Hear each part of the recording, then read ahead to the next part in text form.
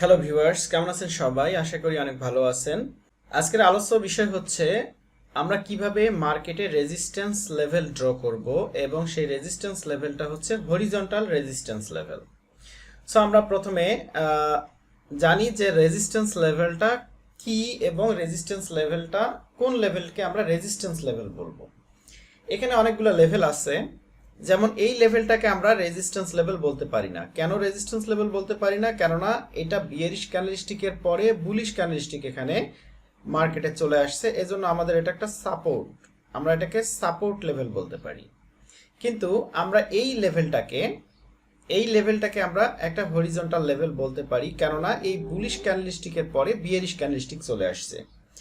So আমরা এই লেভেলটাকে resistance level বলতে পারি, কেননা বুলিশ ক্যান্ডেলস্টিকের পরে গ্রিন ক্যান্ডেলস্টিকের পরে রেড ক্যান্ডেলস্টিক চলে আসছে এখানে।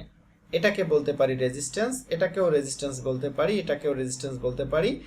সো আমরা এখানে দেখতে পাচ্ছি অনেকগুলো রেজিস্ট্যান্স লেভেল এই এলাকায় তৈরি হয়ে গেছে।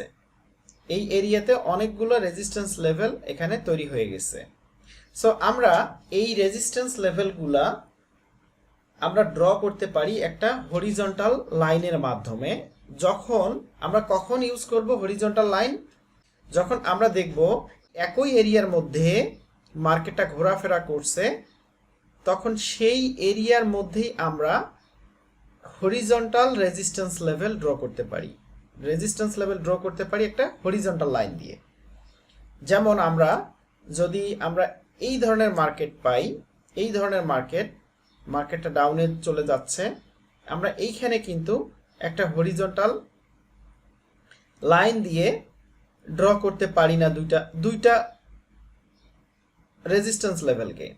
কেননা এটা একটা রেজিস্ট্যান্স লেভেল, এটা সমান্তরালে কিন্তু এটা নাই। এই দুইটা আমরা ড্র করতে পারি, কেননা এটা সমান্তরালে আছে, কিন্তু এইটা একটা রেজিস্ট্যান্স লেভেল, এটার নিচে এটা একটা রেজিস্ট্যান্স লেভেল। সো আমরা এটা অন্যভাবে ড্র করব, কিন্তু আমরা এই রেজিস্ট্যান্স লেভেলগুলা একই পাশাপাশি হওয়ার কারণে, সমান্তরালি হওয়ার কারণে, সমান্তরালে এই রেজিস্ট্যান্স লেভেলগুলো তৈরি হওয়ার কারণে আমরা একটা হরিজন্টাল লাইন দিয়ে এই রেজিস্ট্যান্স লেভেলগুলোকে ড্র করতে পারি। এবং যখন আমরা দেখব মার্কেটটা একই এরিয়ার মধ্যে ঘোরাফেরা করছে, তখন বায়ার্স এবং সেলার্স আবার বায়ার সেলার্স এই ধরনের সিচুয়েশন তৈরি হয়ে গেছে, একটা রেঞ্জ তৈরি করে ফেলছে, তখন শুধুমাত্র আমরা এই হরিজন্টাল রেজিস্ট্যান্স লেভেলগুলো ড্র করব এবং এই রেজিস্ট্যান্স লেভেলগুলো খুব ভালোভাবে কাজ করবে। সো আমরা কিভাবে ড্র করব?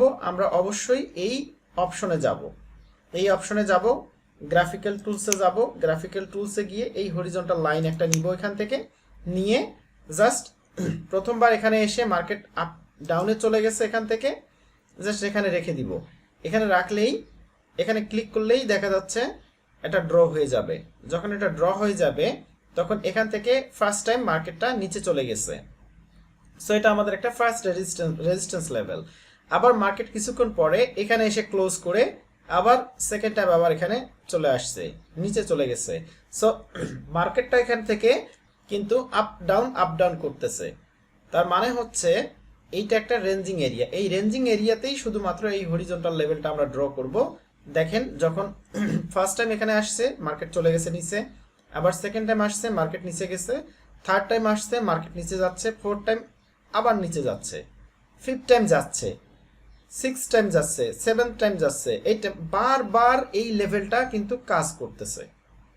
সো আমরা যখন মার্কেটটা একটা রেঞ্জে থাকবে, শুধুমাত্র তখন আমরা এই হরিজন্টাল লাইনটা আমরা ড্র করব, এবং এই হরিজন্টাল লাইনটা এভাবে ড্র করব যখন সমান্তরালে থাকবে।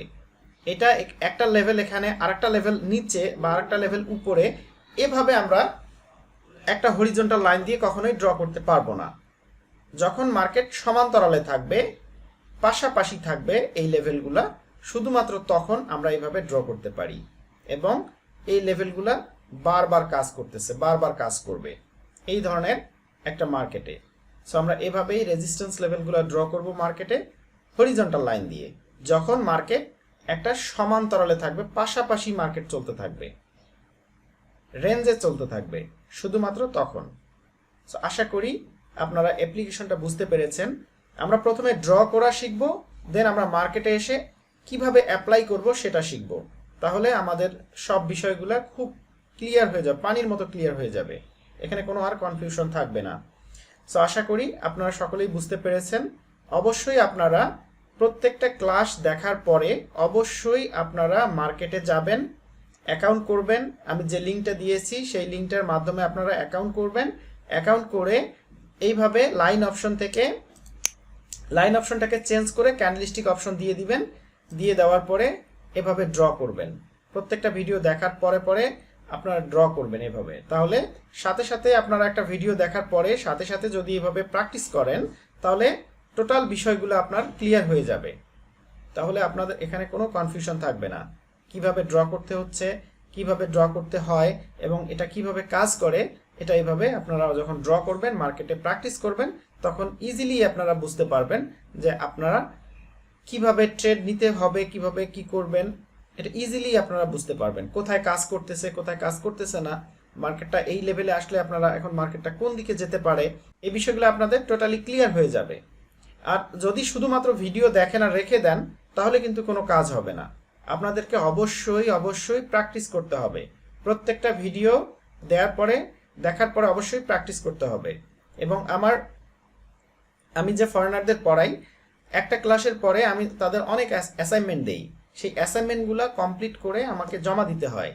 জমা দেওয়ার আগ পর্যন্ত আমি নেক্সট ক্লাস কখনোই দেই না। তাতে কি হয়, তাতে ওরা মার্কেটে কাজ করে যখন দেখে যে এখানে কিভাবে ড্র করতে হচ্ছে, তারা ড্র করে, তখন তারা ইজিলি বুঝতে পারে যে কি তাদের করতে হবে, কোথায় গিয়ে ট্রেড নিতে হবে, কিভাবে কাজ করে কিভাবে কাজ করে না।